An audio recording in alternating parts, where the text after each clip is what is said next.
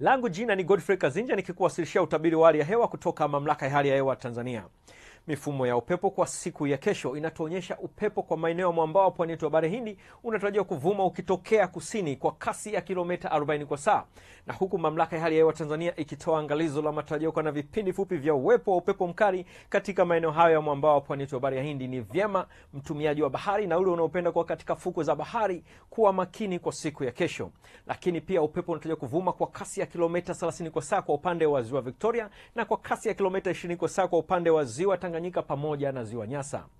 Viashiria vya mvua vinaonekana kwa siku ya kesho kupungua katika maeneo mbalimbali ya nchi, japo viashiria hivyo vinatarajiwa kuongezeka kwa kiasi kwa siku ya kesho kutwa kuelekea siku inayofuata. Kwa usiku wa leo ni matarajio yetu ukanda wa ziwa Victoria kunatarajiwa kuwa na hali ya ngurumo za radi katika maeneo machache, huku pwani ya kaskazini ikihusisha na kaskazini mwa mkoa wa Morogoro kukitarajiwa kuwa na hali ya mvua katika maeneo machache. Sehemu nyingine za nchi zilizosalia zikitarajiwa kuwa na hali ya ukavu kwa ujumla. Kwa siku ya kesho ni matarajio yetu ukanda wa ziwa Victoria pamoja na mkoa wa Kigoma unatarajiwa kuwa na hali ya mvua na ngurumo za radi katika maeneo machache pamoja na vipindi vya jua, huku pwani ya kaskazini ikihusisha na mkoa wa Morogoro kwa ujumla kukitarajiwa kuwa na hali ya mvua katika maeneo machache na vipindi vya jua. Pwani ya kusini ikihusisha mkoa wa Lindi pamoja na Mtwara kunatarajiwa na hali ya mvua nyepesi katika maeneo machache na vipindi vya jua, na sehemu nyingine zote za nchi zilizosalia zikitarajiwa kuwa na hali ya mawingu kiasi pamoja na vipindi virefu vya jua.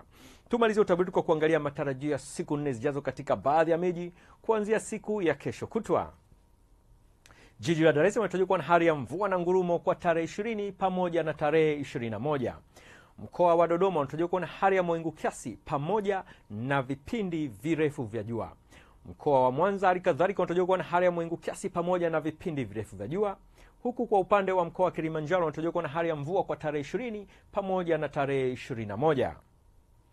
Mkoa wa Mbeya unatarajiwa kuwa na hali ya mawingu kiasi pamoja na vipindi virefu vya jua.